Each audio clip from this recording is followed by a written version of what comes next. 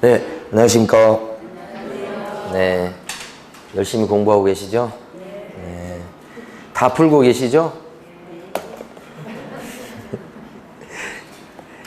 영혼이 없는 대답 같은. 이걸 다 어떻게 풀어요, 이 문제집을? 네. 일단 여러분들이 시간이 없으신데 수업 시간에 하는 것만 푸십니다. 수업 시간에 푸는 문제 있죠?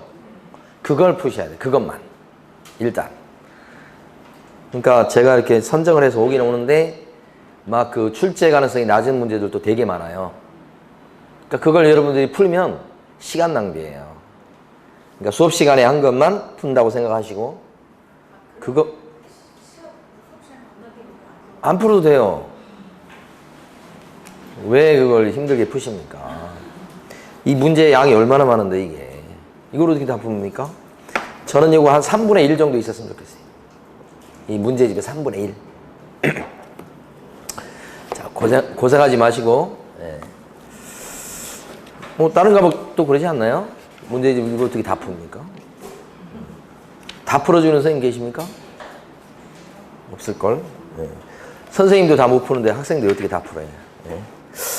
자, 그러면 이제 오늘 어디 할 차례냐면, 지난주에, 어디 할 차례인지 좀 가르쳐 주세요. 300? 네. 56페이지죠? 네. 제가 알면서 물어본 거예요. 그 중개 실무 할 차례거든요, 이번에. 근데, 자, 쭉쭉 넘어가셔서, 오늘 지금 계획은 상가건물 임대차 보호법까지 나가려고 그래요. 계획은. 자, 그럼 어디 보시냐면 쭉 넘어가십니다. 교재 368페이지 가십니다. 368페이지 가시면 11번 문제가 있습니다요. 네. 조사 확인에 관한 설명으로 옳은 것을 모두 고른 것을 이렇게. 우리 한 명씩 이렇게 돌아가면서 문제를 풀어볼까요? 아니. 자, 그러면 일단 기억본부터. 임야 대장의 면적과 등기상 증명서의 면적이 달라요. 그러면 여러분이 소개할 때는 뭘 기준으로 판단하셔야 되겠다? 대장. 등기부하고 대장의 면적이 틀리면 어느 것을 기준으로 한다? 대장. 그쵸? 그러니까 이거 맞는 거네요. 니은번. 토지 소유자의 인적사항에 관해서 토지 대장과 등기상 증명서가 일치하지 않았을 때는 어떤 게 기준이다? 등기부. 그죠? 인적사항이라고 하는 것은 권리관계라고 보셔야 됩니다. 그러니까 권리관계니까 뭐가 기준이다? 등기부. 이렇게. 디귿번. 토지 소재가 토지 대장과 등기상 증명서가 일치하지 않을 때 소재지는 물적사항입니다. 물적사항. 이런 것들은 등기부가 기준이 아니고 대장. 원래 등기부 만들 때 대장의 내용을 그대로 옮겨 적는 거 아닙니까? 그래서 이런 물적사항은 대장이 기준이다. 이런 거죠. 틀렸죠? 디귿번? 리을번. 도시계획에 관한 사항은 건축물 대장을 우선적으로 열람해서 확인한다. 그랬습니다. 도시계획에 대해서는 대장에 나오는 게 아니고요. 계획이 어디 나와요? 토지이용 계획서에 도시 계획이 나와요? 안 나오고 물어봐야 돼요. 구청에 가서. 번지수를 불러주면서 여기 지금 도시계획 잡힌 게 뭐가 있냐? 여기 도로 낼 그런 계획이 있는 거냐? 공원 지역으로 잡혀 있는 거냐? 하면서 그 집원을 불러주면서 담당 공무원한테 물어봅니다. 그 담당 공무원은 보통 이제 정식 공무원 말고 알바들이 많이 담당하죠. 그래서 그 사람한테 이제 보통 물어보는 거지. 토지 이용 계획 확인서에는 계획이라는 게 안 나옵니다. 그게 안 나오고. 자, 그 다음에 미음번. 법정기상권의 성립 여부는 등기상 증명서를 열람할 수 있다. 이렇게 돼 있죠. 법정기상권은 등기부에 나옵니까요? 안 나오죠. 그러니까 등기부에 안 나오는 것은 여러분들은 현장 답사 사항이다. 이렇게 알아두셔야 돼. 시험에서는 그렇게 하시면 돼요. 실무는 또 달라요. 근데 그건 필요 없어. 시험 보실 때는 어떻게 하느냐. 등기부에 안 나온다 그러면 어떻게 확인하셔야 되겠다? 현장 확인. 그러니까 공적 장부를 통해서 확인하고 그게 안 나오고 그러면 또 나오더라도 또 조사한다면 현장 확인. 조사 방법은 두 가지입니다. 공부 아니면 현장 답사 이렇게 하는 거니까. 틀렸죠. 맞는 것은 기억관 하나입니다. 또 쭉쭉 넘어가십니다. 373페이지 가시면 18번 문제가 있습니다. 자, 중개사 법령상 토지 매매의 경우에 확인설명서 서식에 개업공인회사의 기본 확인사항에 해당하지 않는 것은 이렇게 물어봤습니다. 시험에서 많이 나오는 게 그거지 않습니까? 기본 확인사항이냐 세부 확인사항이냐 물어보는 거.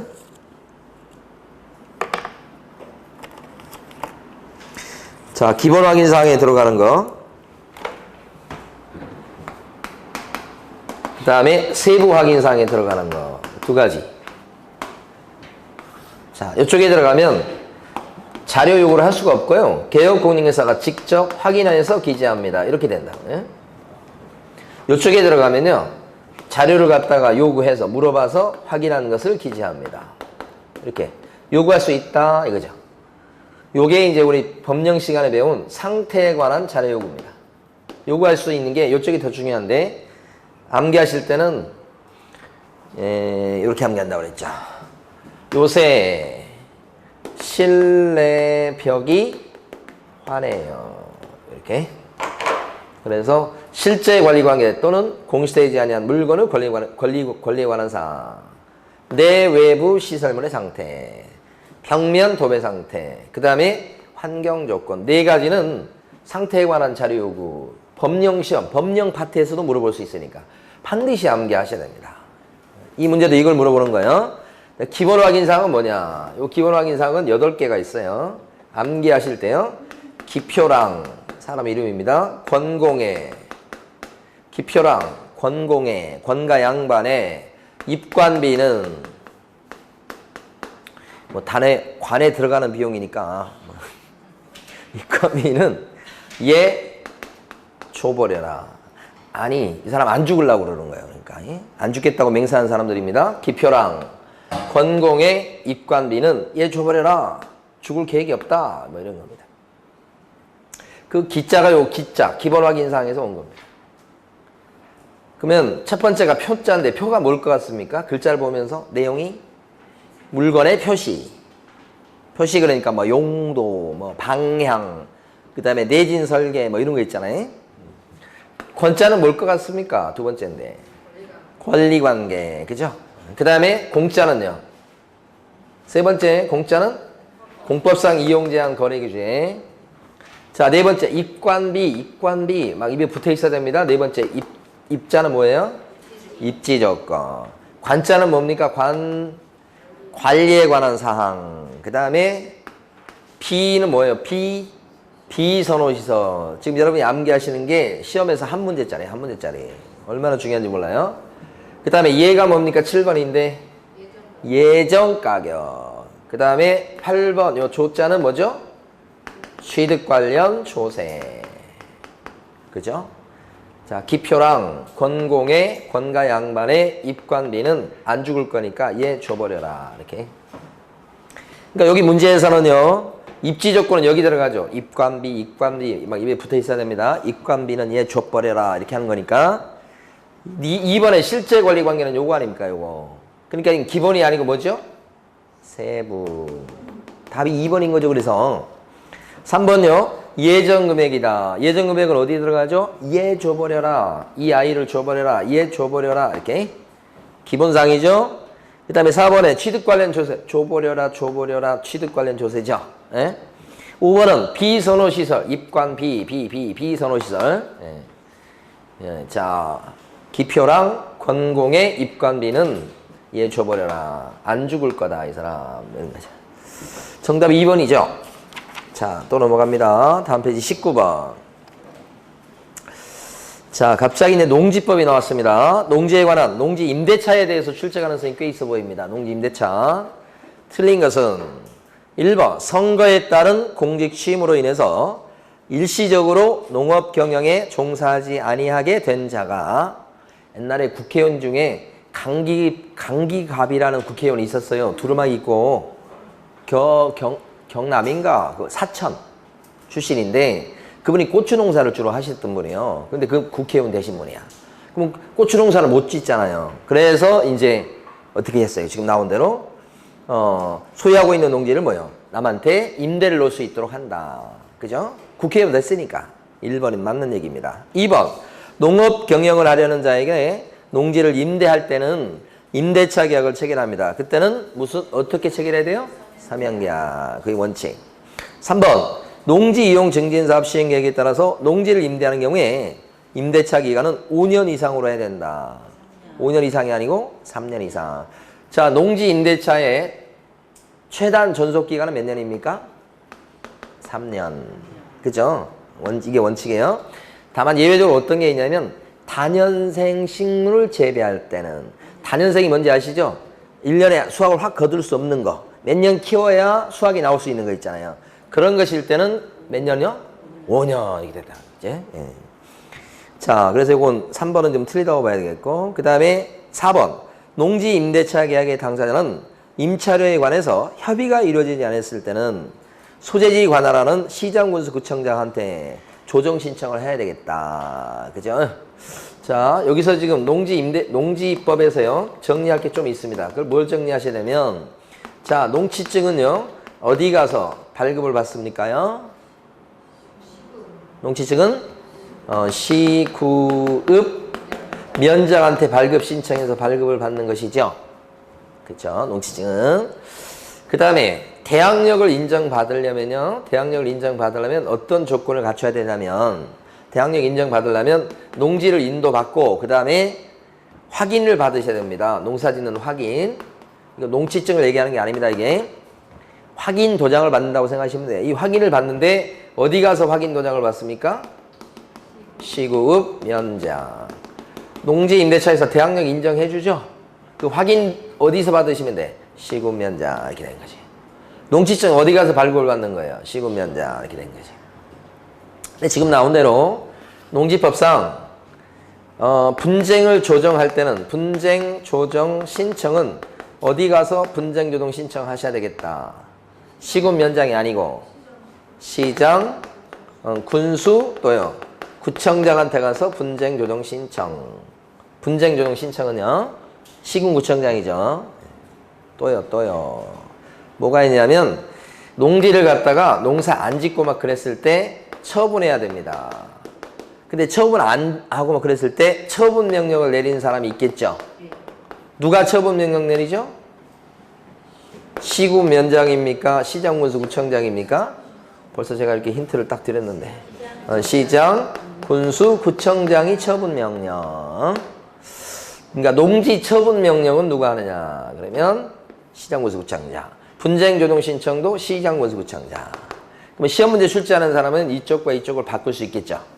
그래서 기출문제 나왔던 것은 여기다 군수를 싹 집어넣었다고. 얘네들 대신에 군수 나오면 X죠.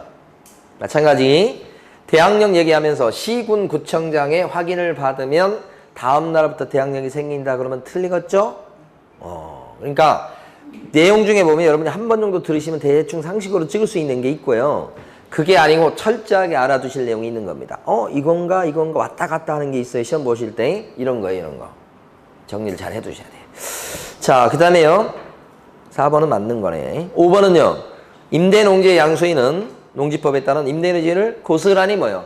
승계한다. 이건 주택법이나 상가금 임대차 보호법도 다 나오는 얘기죠. 자, 정답은 그래서 3번. 19번 기출문제입니다. 20번요 이것도 기출문제네. 이것도 그러니까 기출문제 표시가 안 돼 있어서 그렇죠. 기출문제가 상당 부분 들어가 있어요. 틀린 것은 했습니다. 이게 비주거용 건축물이라고 되어 있습니다. 비주거용은 뭘 얘기합니까? 상가, 공장, 오피스텔 이런 거 얘기하죠. 자, 1번 대상 물건 표시는 토지 대장 및 건축물 대장을 확인하여 적는다. 요 대장, 요거 표시죠, 표시. 요건 뭘 보고 주로 적습니까? 대장을 보고 적습니다. 토지 대장, 건축물 대장이요. 그런 얘기입니다, 지금. 자, 2번. 권리관계에서 등기부 기재사항은 뭘 보고 적습니까요? 등기사항 증명서. 옛날에 그냥 등기부 하면 좋은 건데, 그냥 등기부 해도 괜찮아요. 그게 등기사항 증명서예요. 근데 권리관계는 적어주는 항목이 두 개인가 아십니까? 하나가 등기부 기재사항이 하나 있고, 그죠? 한 항목이. 또 하나는 뭐가 있어요? 자, 들어보셨을 건데, 민간임대 등록 여부인데, 그 민간임대 등록 여부는 주택임대 사업자 등록이 돼 있냐, 안 돼 있냐, 돼 있다면 4년짜리냐, 장기 8년짜리냐, 그거 얘기하는 겁니다. 그게 어디에 기재가 된다고요? 권리관계. 그러니까 권리관계에 적는 건 두 개예요. 지금 여기 나와 있는 하나가 뭐예요? 등기부 기재사항. 또 하나가 민간임대 등록 여부. 그때 등기부 기재사항은 뭘 보고 적는다고 지금 나온 거예요? 등기사항 증명서, 등기부. 이건 뭘 보고 적어요? 요거. 등기부에 안 나오죠, 요거.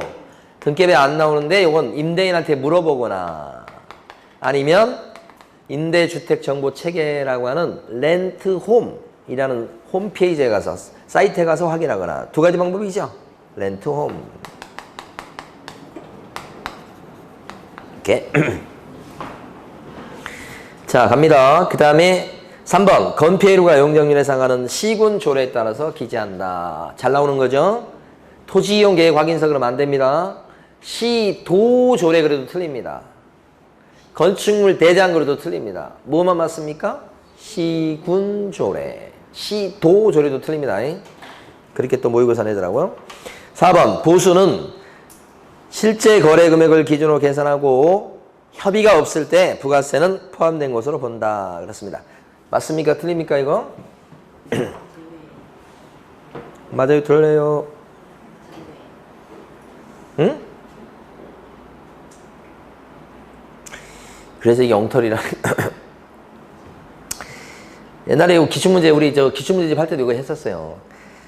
중개보수는 요거 있잖아요. 이거 말고 세 번째 항목이 중개보수 등입니다. 세 번째 항목이 요게 요거 두 번째 항목, 요게 첫 번째 항목. 그러니까 알아두실 게 보수 등 요것은 기본 확인사항입니까? 세부 확인사항입니까? 얘는 기본도 아닌 것이 세부도 아닌 것이 이겁니다.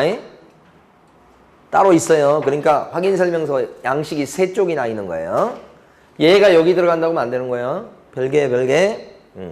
근데 이 보수를 계산할 때는 어떤 금액에다가 요율을 곱합니까? 그래서 보수를 계산합니까? 거래 금액입니까? 아니면 실제 거래 금액입니까? 아니면 거래 예정 금액입니까? 그렇죠. 예정 금액이잖아요. 실제 상식은 요거지만, 그죠? 이게 이렇게 돼 있지 않다고 그랬죠? 뭐가 맞아요? 그게 틀린 겁니다. 앞부분이 틀린 것이에요.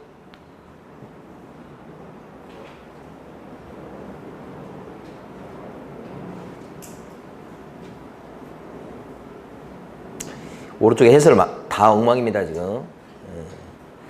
그 다음에 또 한 가지 뭐가 있냐면 그 뒷부분은 맞다고 저는 해석합니다. 근데 시중에 있는 문제집들을 보면 전부 다 이거 여기 써놓고는 틀렸다고 그래. 왜 그냥? 오른쪽에 보면 별도로 부과될 수 있습니다 이렇게 돼 있죠?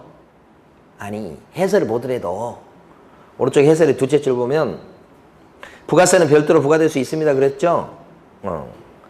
근데 이제 문제는 뭐냐면 그 서식에는 합의가 없을 때 어떻게 된다는 얘기 없어요, 절대. 없어. 법이 있는 게 아니라고. 서식에 나온 것도 아니라고. 그럼 실무는 어떻게 하느냐? 아무 얘기가 없으면 그 보수 안에 부가세가 포함된 걸로 보는 게 판례 해석입니다. 그건 모르는 거죠, 그 판례를. 그러니까 자꾸 틀렸다고 하는 거죠. 뒤에 협의가 없을 때는 어떻게 된다고요? 그 보수 안에, 중개보수 안에 부가세가 뭐예요? 포함된 거예요. 그럼 중개보수 말고 부가세 받으려면 부가세 별도라고 쓰셔야 돼요. 그러니까 100만 원 받았어. 부가세 별도 안 썼어. 그 100만 원 안에 부가세 들어간 거예요. 부가세 준 거라고, 손님 의뢰인은.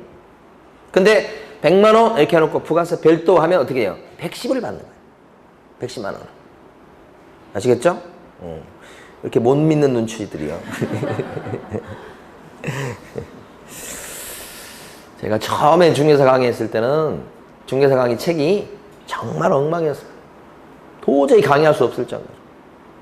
그래도 사람들 막 학교에 나가고 막 그냥 유명 강사고 막 그렇게 되는 거예요. 그랬던 시절이 있었어요. 근데 지금은 옛날보다 훨씬 나아진 게 이 모양이에요. 진짜 훨씬 나아진 거예요, 옛날보다. 옛날에는 진짜 막 이렇게 페이지를 못 넘겼어. 막 곳곳에 오류가 있어가지고. 그랬던 시절이 있었습니다. 네. 옛날입니다, 그게. 자, 그 다음에 5번. 공동중개 시 참여한 개업공인회사는 모두 서명 및 날인해야 되겠다. 그랬습니다. 네? 모두 서명 및 날인해야 되겠다. 맞죠? 네. 됐습니다. 살살 넘어가 봅니다. 또 어디 있나? 이렇게. 오, 없어요. 당분간 없어요.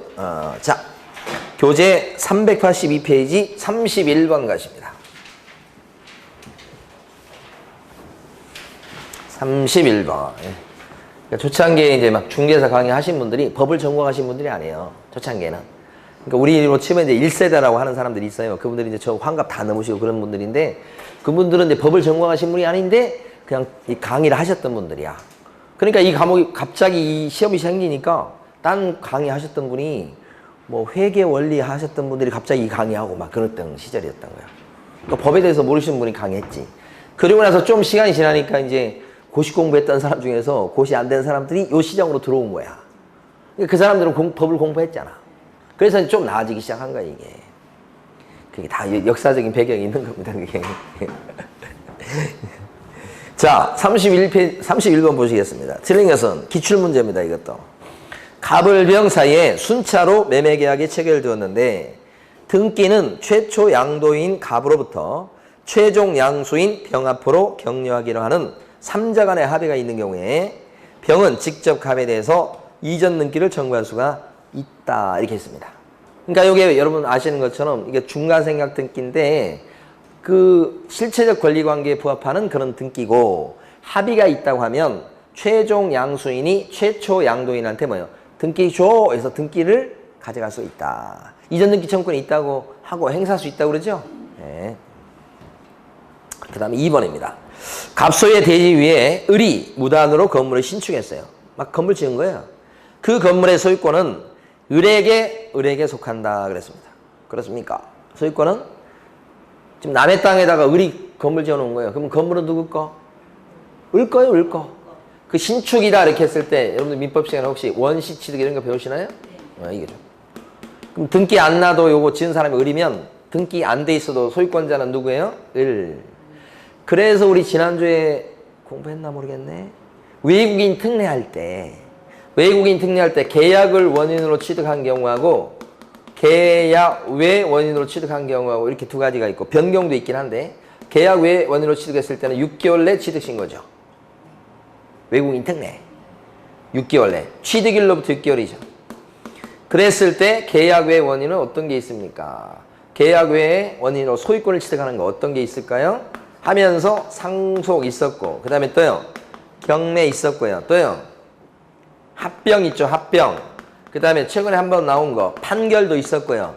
아직 한 번도 안 나온 거 환매 있었고요. 환매권 행사. 그리고 뭐가 있다고 그랬어요?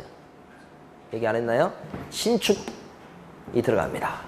신축이 이번에 생겼습니다. 신축, 증축, 개축 요게 들어가요.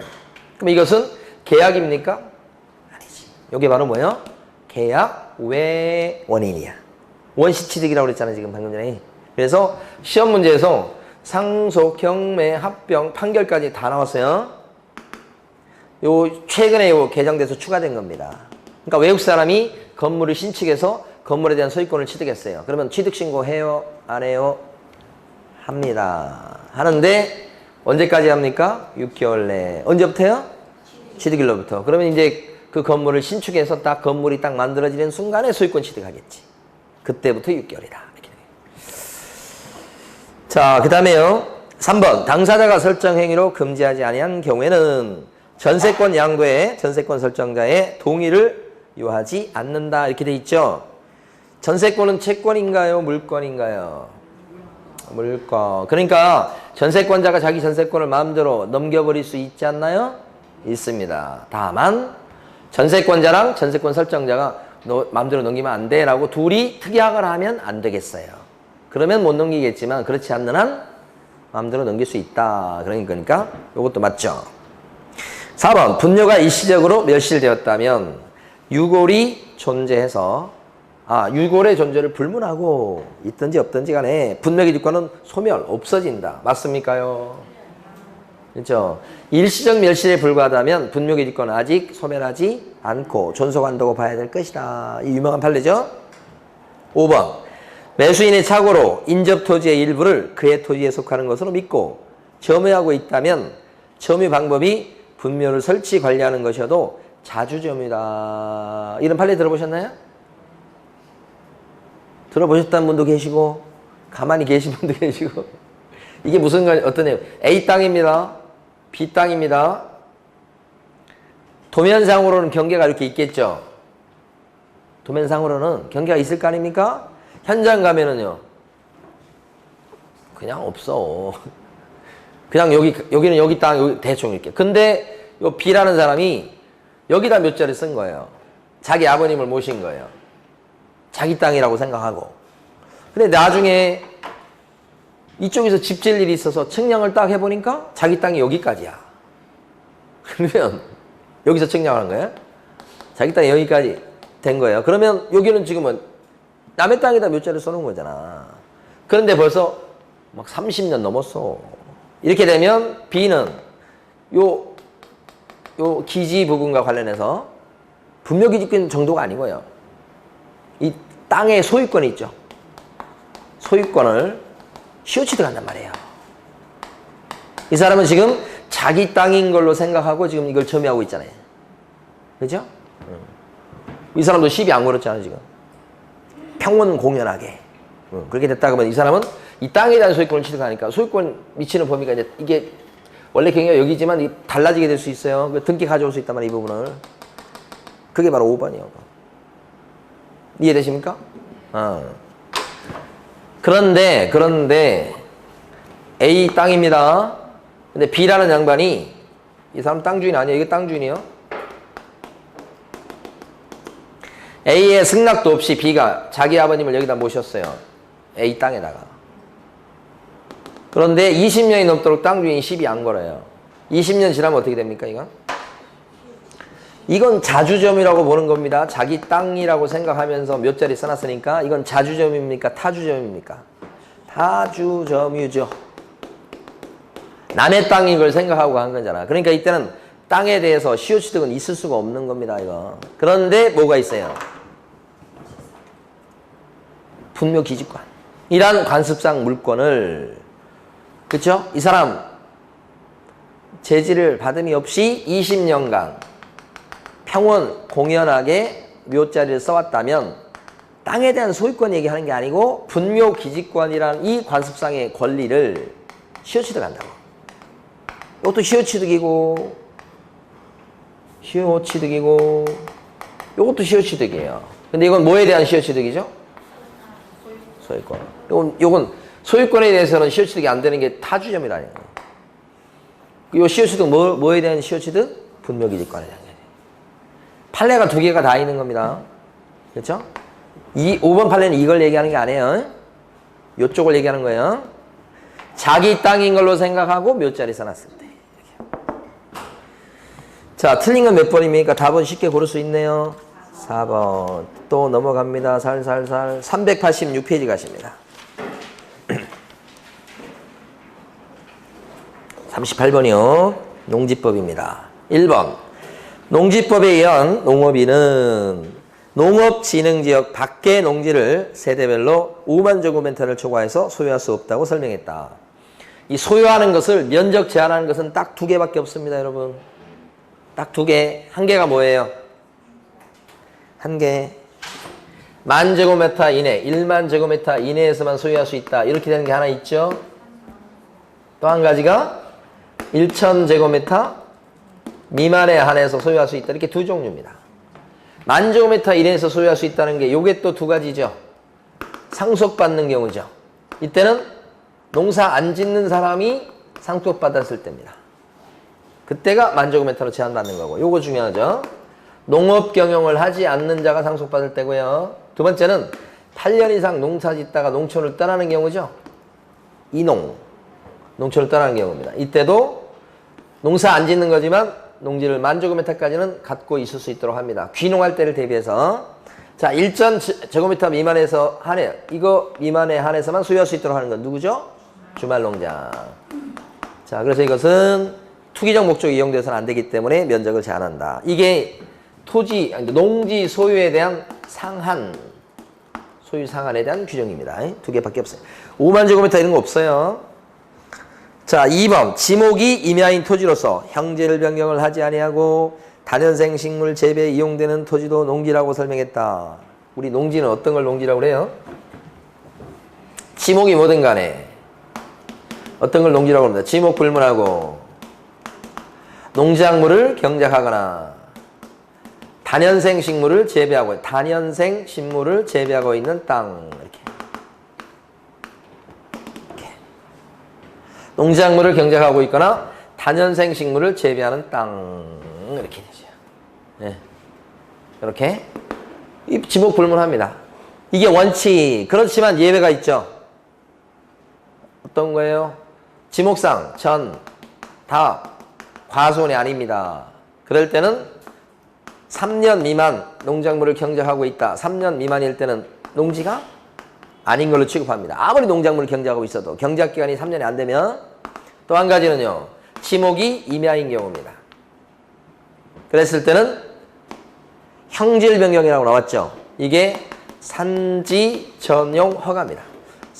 형질 변경이라고 하는 것은 약간 좀 거친 표현입니다. 실무적 표현이라고 볼 수 있고 산지 전용 허가가 이게 뭡니까? 법상 표현입니다. 그러니까 산지 전용 허가를 얻어서 합법적으로 개간한 걸 얘기합니다. 그랬을 때는 농지가 되는데 만약에 산지 전용 허가를 얻지 않고 농작물을 경작하고 있죠. 불법적으로 개간을 했죠. 형질 변경을 정식으로 하지 않고 농작물을 경작하고 있죠. 그러면 농지가 아니다 이렇게 되는 거지. 요겁니다. 예.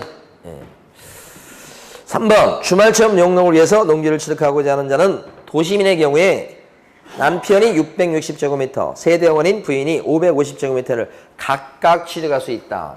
요거 있잖아요. 주말농장. 이 1000제곱미터 미만이라고 하는 것은 세대별 합산 면적이죠. 세대 구성원 전부가 소유하고 있는 그죠? 면적을 얘기합니다. 1인당 면적이 아니고요. 요거 잘 물어보자 이거. 그러니까 그게 3번 틀렸죠. 합치면 1000제곱미터 이상 되잖아요.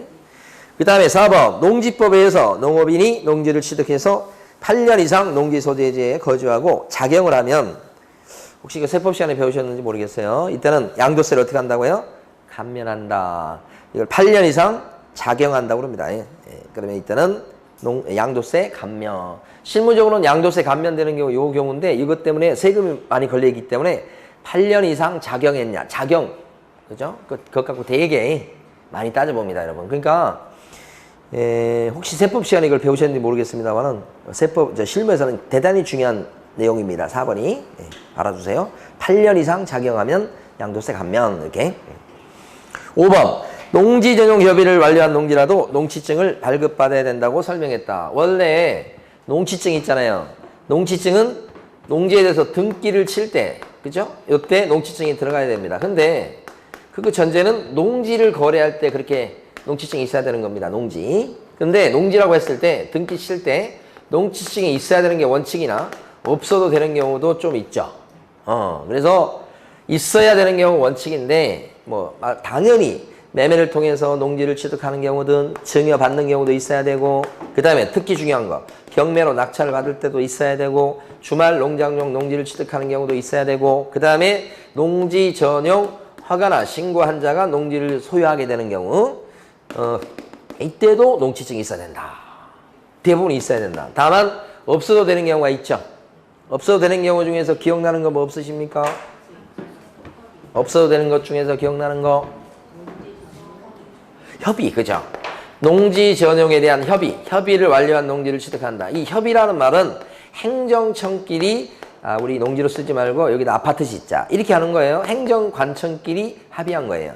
이 전용 허가나 신고는 개인이 농지인데 농지 위에다가 집을 지으려고 하는 거예요. 예를 들어서 규모에 따라서 허가받는 경우도 있고 신고하는 경우가 있고 돈 내고요. 이렇게. 그러면 이때는 농사 안 지을 겁니다. 그렇지만 이게 착공을 안 하고 막 그러면 다시 농지로 돌아가 버립니다. 팔아야 되고. 그러니까 형식상 일단 받도록 하는 겁니다. 허가, 신고는. 근데 협의는요. 받을 필요 없다. 이거 말고 이제 두자짜리들 되게 많이 나옵니다. 상소. 받을 필요 없죠? 합병. 농지증 받을 필요 없다는 거예요. A 법인하고 B 법인이 합쳐. 근데 A 법인이 이미 농지를 갖고 있어. 근데 합칠 때 왜 농지증 필요 없는 거예요? A 법인이 농지를 처음에 취득할 때 농지증 받아가지고 취득한 거예요. 합쳐질 뿐인 거죠, 이번에. 그런 거. 반대가 뭐예요? 공유물 분할. 농지를 지분으로 취득할 때도 농지증이 있어야 돼. 지분 취득했던 사람이 이번에 찢어지는 거예요. 갈라지는 거예요. 그럼 어떻게? 또다시 농지증 받으라고 할 필요가 없지. 이런 거. 그죠? 경매하고는 다르게 담보 농지 취득이라는 것도 있죠. 그 담보 농지 취득은 누가 경매에서 낙찰받는 거예요? 담보 농지 취득은 담보권자가. 농협이. 왜 농협이 낙찰받는 거예요? 농사 지으려고? 아니고. 일시적으로 취득해갖고 대출금을 갖다가 회수하는 데 있어서 실수요자한테 제값을 받고 제대로 팔아갖고 대출금 회수할 때 조금 도움이 되게 하고자 하는 거란 말이에요. 일시적 취득이죠. 그러니까 농지증을 받으라고 할 필요가 없다. 일시적 취득 이런 거. 그 다음에 시효 완성 뭐 이런 거 있잖아요. 이런 것들도 농지증은 필요가 없다. 등등등. 주말 농장은 필요합니다. 그래서 협의니까 받을 필요가 없네요. 그쵸? 그러면 여기서 맞는 것은 4번입니다. 자, 또 넘어가시겠습니다. 40번 문제로 가십니다. 여기서부터는 이제 분묘 기지권, 장사 등에 관한 법률이 나옵니다. 40번. 틀린 것은 그랬습니다. 40번 맞죠? 1번. 장사 등에 관한 법의 규정에서 말하는 분묘의 점유 면적은 분묘의 기지 면적만을 얘기한다. 맞습니까요? 맞습니까? 장사 등에 관한 법에 보면 이런 거 나오잖아요. 개인묘지다 그랬을 때는요. 개인묘지는 한 기당 면적은 어떻게 돼요? 30제곱미터 이하 이렇게 됩니다. 한 기당 면적 얘기합니다. 한 기당 면적. 자, 가족묘는 한 기당 면적이 어떻게 됩니까요? 가족묘는 한 기당 면적이 어떻게 됩니까요? 10입니다. 10. 그죠? 그럼 여기서 30이나 10이라고 하는 것은 묘가 이렇게 있을 때 요 부분의 면적, 요걸 기지 부분이라요. 요 밑에 있는 땅. 요 기지 부분의 면적이 30이야. 기지 부분의 면적이 10이야. 그런 뜻입니까? 아니잖아요. 여기 면적이라고 하는 것은 요 옆에 비석 세워놓고 상석 세워놓고 이런 땅의 면적까지 합쳐서 이렇게 된다는 얘기예요. 1번 틀린 거예요.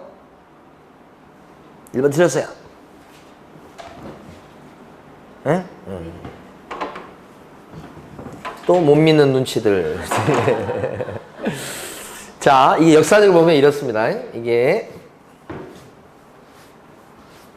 지금은 장사 등에 관한 법이지만 옛날에 그전에는 법의 이름이 매장 및 분묘에 관한 법률이었어요. 그러니까 여기는 화장 얘기가 하나도 안 나와요. 수목장 얘기도 안 나오고요. 그렇게 바뀐 거예요. 장사 이렇게 하면 이 안에는 매장도 있고요. 화장도 있고요. 자연장도 있고 뭐 이게 다 들어간 거예요. 그래서 확대된 거죠. 그런 취지가 담겨져 있는 것도 하나 있고 또 한 가지 뭐가 있냐면 요때는 요 묘일 때 요 분묘 있잖아요. 묘 기지 부분의 면적이 20제곱미터 이하였어요. 이게 옛날 법이에요. 여기서 20제곱미터 이하는 요 면적이 20제곱미터 이하예요. 이 면적이 기지 부분의 면적이에요. 1번처럼. 그랬다가 여기서 법이 어떻게 바뀐 줄 아세요? 30제곱미터 이하로 바뀌었어요. 그러면 이게 20이었다가 우리나라가 요 기지 부분의 면적을 30 이하로 바꿨다. 그러면 우리 땅덩어리가 늘어났어야 돼요. 늘어난 적이 없잖아. 근데 20에서 30으로 올려줬잖아요, 지금. 제정신이에요? 제정신이에요, 이거. 왜냐면 이 30은 요거 면적이에요. 이 부분에 대해서 규제를 하니까 어떤 일이 발생하냐면 이건 20 이하로 딱 맞춰서 짓고 왕릉을 설치합니다. 이걸 규제 못하는 법이에요, 이게. 그래서 이렇게 한 겁니다. 그러면 동그라미 1번은 이 법 시절에 나왔던 판례입니다. 판례. 이 법 시절에 나온 판례입니다. 기지 부분의 면적만 얘기한다. 판례 분명히 이렇게 돼 있어요. 판례 번호도 있고. 그런데 법이 바뀌었잖아요. 법이 바뀌었어. 그러면 이 판례는요, 옛날 구닥다리 판례입니다. 지금 이 법에는 맞지 않는 판례인 겁니다. 지금 이게. 그렇지만 기출 문제입니다. 이게. 출제하신 분은 판례는 무조건 맞다고 생각합니다. 판례니까 이의제기가 있을 수 없다는 겁니다. 이의제기해도 안 받아줬습니다. 이게. 이런 엉터리가 어디 있습니까? 판례가 무조건 맞습니까? 옛날 법 시절에 판례를 갖다가 그대로 지금도 법이 바뀌었는데 맞냐고요? 틀린 거예요, 그건. 그러면 그건 판례라고 무조건 맞는 거 아니거든요. 그때도 제가 이의제기 해봤어요. 안 받아줘요. 이런 엉터리가 어디 있습니까? 그러면 이 판례라고 볼 게 아니고 그 판례가 왜 나왔는지를 보셔야, 이 법을 봤어야 돼요. 이 바뀐 것도 보셔야 된다고. 엉터리 1번. 1번 틀린 거예요. 그러니까 주변에 요 설치 면적까지 다 얘기하는 겁니다. 상석이나 비상 설치 면적까지 다 얘기하는 게 이게 32합니다. 그래서 1번 틀리다는 거예요. 자, 그 다음에 2번입니다. 분묘기지권의 효력이 미치는 범위 내에서 기존의 분묘에다가 단분 형태로 합장을 해서 새로운 묘를 설치하는 것은 허용될 리가 없죠. 3번.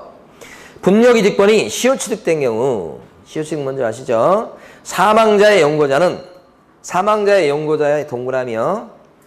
질문 되게 많이 받습니다. 그 다음에 종손의 동그라미요. 사망자의 연고자는 동그라미, 종손 동그라미, 종손이 분묘를 관리할 수 있는 때에도 사망자의 연고자가 땅 임자에 대해서 분묘기지권을 주장할 수 있다. 틀립니다, 이거. 이게 무슨 얘기냐면 종중묘 사례입니다, 이게. 여기 지금 종손이 나왔죠? 그러니까 무슨 얘기냐면 묘인데 이게 A 땅이에요. 근데 비종중이 종중 구성원의 묘를 여기다 이렇게 조성을 해놓은 겁니다. 이게 종중묘예요. 그럼 여기 이제 지금 묻히신 분들은 종중 구성원들이겠어요. 근데 여기 지금 보면 C라는 분이 묻히셨어. C 다시가. 근데 요 후손은 연고자는 자식 생각하시면 돼. C가 자식이요. 그럼 이런 종중묘 같은 경우에 분묘기지권자가 누가 되냐 이 말이지. 여기요, 자식인 연고자. 이 사람이 되는 거냐, 종손이 되는 거냐. 종중에는 종손이 있잖아요. 종손 갑이 되는 거냐, 아니면 종중이 되는 거냐, 분묘기지권자가. 분묘기지권은 이런 종중묘 같은 경우에 요렇게 판단해가지고 요거에 전체 분묘기지권이 미친다고 보는 거잖아요. 지금 종중묘니까, 집단묘니까. 우리 판례는 그렇게 보죠. 그 분묘기지권자가 요 연고자, 자식이 된다? 그럼 자식들이 얼마나 많아, 이게. 그렇잖아요. 실질적으로 이걸 관리하는 사람은 누구냐? 종중도 아닌 거예요, 사실은. 현실적으로 누가 맡아서 관리하는 경우가 되게 많아요? 그러면 종손이 우선하는 거예요. 그러니까 이럴 때 우리 판례는 이 연고자가 있다고 해도 종손이 관리하는 상태라면 종손이 분묘기지권자로 보는 거예요, 종손. 다만 예외적으로 종손이 분묘기지권자가 안 되고 종중이 되는 경우가 있어, 예외적으로. 어떤 경우냐면 종손이 내팽개치고 관리 안 하면, 그래서 종중에서 사람을 써서라도 종중 차원에서 관리하고 있다면 그때는 이 분묘기지권에 대한 분묘에 대한 그 종중묘에 대한 분묘기지권자를 비종중으로 봐요. 예외적으로. 그때만 예외적으로 되는 거고 원칙은 누구예요? 근데 여기는 지금 종손보다 누가 지금 분묘기지권을 주장한다고 나와요, 지금? 연고자. X란 말이에요, X. 그래서 X입니다, 이 판례입니다, 이거. 4번. 분묘기지권을 시효취득하는 경우에는 치료에 관한 약정이 없는 이상 치료를 지급할 필요가 없다. 시효취득 경우는 치료가 무상인가 아시죠? 네, 여러 번 나왔던 거고. 5번. 분묘가 멸실된 경우에 유골이 존재해서 분묘의 원상회복이 가능한 정도의 일시적 멸실에 불과하다면 분묘기지권은 어떻게 해요? 존속한다고 봐야 되겠다. 맞는 얘기죠. 자, 그러면 밑에 41번까지 41번도 봅니다. 틀린 것은 그랬습니다. 1번. 개인묘를 설치하고자 하는 자는 시정문수구청장의 허가를 받으셔야 되겠다. 그렇습니까? 개인묘는 허가입니까? 신고입니까요? 개인은 설치 먼저 하고 30일 내 사후 신고. 개인묘 빼고 세 가지 집단묘가 있죠. 가족, 종중, 법인 세 가지 집단묘는 사전허가. 그렇죠? 개인묘는 뭐요? 사후 신고. 구별할 줄 아셔야 되겠죠? 1번 틀렸어요. 2번 개인묘를 설치했을 때 30제곱미터를 초과해서는 안 된다. 맞죠? 자, 오른쪽. 장사 등에 관한 법이 시행된 뒤에 땅 임자의 승낙 얻어서 분묘를 설치한 경우는 분묘의 설치 기한은 제한을 받을 수밖에 없다. 설치 기한은 몇 년인데요? 법에 따르면 원칙적으로 30년이지 않습니까? 그런 제한을 받게 되죠. 자, 정리해 봅니다. 장사 등에 관한 법이 시행된 게 2001년도 1월 13일부로 시행됐습니다. 자, 두 가지 볼 겁니다. 최근에 잘 나오는 내용입니다. 1월 13일 이전에 묘를 썼습니다. 이렇게. 자기 땅에 묘를 쓴 거예요. 아버님을 모신 겁니다. A가 땅 주인이에요. 그랬을 때 이 묘에 대해서는 설치 기간에 제한을 받습니까? 안 받습니까? 설치 기한 제한을 받지 않습니다. 장사 등에 관한 법이 시행된부터 30년 제한을 받게 되는 겁니다. 그러니까 그 전에 설치된 묘는 이 법의 적용이 없어요. 소급하지 않습니다. 최근에 보면 이제 그 주택임대 사업자 등록한 사람에 대해서 세금 혜택 줬던 것을 뺏겠다고 그러지 않았습니까? 그런데 만약에 소급해서 뺏는다고 그러죠. 이거 아마 그게 소급해서 뺏는 법을 만들죠. 헌법재판소 가면 위헌 판결 날 겁니다. 그건 통과될 수가 없어요. 그건 자기들 그냥 욕심이에요, 욕심. 그러니까 정책을 세울 때 그렇게 이 법이라고 하는 것은 안정성이 문제되기 때문에 갑자기 소급해서 다 세금, 혜택을 뺏는다? 그러면 말이 안 돼요. 그건 무조건 위헌이에요. 어떻게 되느냐. 지금 갖고 있는 사람들한테 이걸 갖다가 그 의무 임대 기간 중에 팔거나 그러면 막 그 과태료 매기고 막 처벌하고 그런 조항이 있거든요. 세금 혜택 빼고 그런 거. 그것을 없애버리고요. 팔고 싶게끔 만들어줘야 됩니다. 그 팔고 싶게끔 만들려면 세금 혜택, 지금 팔아도 처벌 안 하고요. 지금 팔아도 그 인정했던 세금 혜택을 한시적으로 언제까지 인정해 줄 테니까 빨리 팔아라는 얘기예요. 그런 식으로 해서 매물이 시장이 많이 나오게 해야지만 부동산 가격을 잡을 수 있는 거지. 그걸 갖다 법을 만들어서 법이 만능이 아니에요. 그게. 위헌 판결 분명히 나옵니다. 그 임대사업자 내는 사람 중에 분명히 헌법소원 제기할 거라고. 그건 정책이 잘못된 거예요. 그리고 이제 임대사업자 내는 사람들이 물건을 팔 수밖에, 파는 게 그 사람한테 유리하게끔. 응? 그런 정책을 해야 된다고. 그리고 이제 전셋값 잡으려면 이제 여러분 저번에 한번 말씀드린 것처럼 갱신요구권 아주 중요합니다. 7월 중에 지금 통과시키겠다고 지금 올려놨는데 갱신요구 기간을 보니까 지금 안으로 올라간 거 보니까 3개가 올라갔더라고. 첫 번째 안은 2년을 최단 기간 인정하되 갱신요구 한 번 더 해서 4년을 살 수 있게 하자. 의무 임대 기간이 주택임대 사업자 내면 의무 임대 기간이 4년짜리가 있고 8년짜리가 있지 않습니까? 그러면 그 최소한 4년은 의무 임대 기간 이게 그런 형국이 되는 거예요. 두 번째 안은 어떤 거냐면 3년을 최단 기간으로 하고 주택을 한 번 더 갱신 요구해서 6년을 갖다가 할 수 있도록 하자. 이게 두 번째 안이에요. 국회의원들이 이제 내는 거니까. 세 번째는 2년을 최단 기간으로 하되 갱신 요구를 2번 할 수 있도록 하자. 그럼 그것도 결국 6년이야. 고기가 한계가 같다. 한계. 만약에 8년, 10년 이렇게 되면 저 집주인들이 조금 또 막 그렇지 않아도 또 이거 할 가능성이 있으니까 한 6년 정도로 보는 것 같습니다. 짧게는 4년? 네. 통과될 때 이제 어떤 게 통과될지 몰라. 4년이 통과될 수도 있고 6년이 통과될 수도 있고 그런 거지. 그렇게 되면 그것 때문에 전세 사는 사람이 중간에 전세금을 막 올려주거나 그랬을 때 5% 제한을 받게 돼요. 그러면 전세값을 안정시킬 수 있다 이렇게 보는 겁니다. 다만 처음에 할 때 있잖아요. 처음에 이 제도가 도입될 당시 처음에는 이제 막 주인들 입장에서 어떻게 그거 5% 제한을 빠져나가기 위해서 막 많이 올려달라고 할 거 아니에요. 그러니까 어떻게 해야 돼? 속전속결로 하셔야 돼. 속전속결로 하는데도 기존에 체결됐던 계약에 대해서는 또 소급해가지고 못 건드리는 거예요. 이 법이라는 게. 그러면 법이 시행된 이후에 체결된 계약부터 또 적용된다. 이렇게 되는 거니까. 그전에 했던 사람들은 또 많이 올리려고 또 주인들이 할 거 아니에요? 예. 그럼 주인들이 조금 자제를 하면 좋잖아? 세상은 그렇게 되지 않습니다. 주인들은 무조건. 예? 자, 어쨌든 이게 설치기한 제한을 안 받는데 만약에 법이 시행된 뒤에 이렇게 자기 땅에다가 아버님을 모셔놨다. 이렇게 되면 법 시행된 뒤이기 때문에 이때는 설치기간에 제한을 받습니까? 안 받습니까? 드디어 받는다. 30년, 60년 제한을 받죠? 또 하나 더 있습니다. 장사 등에 관한 법이 시행되기 전에 남의 땅입니다. 이번 남의 땅에다가 아버님을 모셔놨습니다. 승낙도 안 받고요. 비가요. 비 다시 아버님을 이렇게. 그러면 20년 지나면 시효 취득을 할 수 있습니까? 분묘기득권을 할 수가 있다. 법 시행되기 전에 무단으로 설치한 묘가 되기 때문에 그렇습니다. 그렇죠? 그런데 법 시행되고 나서 만약에 남의 땅에다가 비가 아버님 비 다시를 이렇게 묘자리를 써놨다. 남의 땅에다가 이러면 요럴 때 20년간 땅 주인이 거기에 대해서 시비를 안 걸었어요. 그러면 20년간 평온 공연하게 몇 자리 써왔다면 시효 취득이 될까요? 이건 안 되는 거예요, 이제. 장사 등에 관한 법이 시행된 뒤에 무단으로 설치된 분묘부터는 이 분묘부터는 시효 취득을 인정하지 않는다. 그래서 묘를 줄이려고 하는 대책이에요, 이게. 두 가지가 다 나왔고요. 잘 나옵니다, 최근에. 이걸 알아두셔야 돼요. 언제 묘를 설치했냐, 이걸 잘 보셔야 돼요. 그래서 될 수 있으면 2001년 1월 13일을 딱 이거 기억을 해 두셔야 돼요. 2001년도 1월 13일. 자, 그 다음에요. 4번입니다. 분묘 소유자가 분묘기득권을 시효 취득한 경우는 지료를 취급할 필요가 없다. 자, 5번.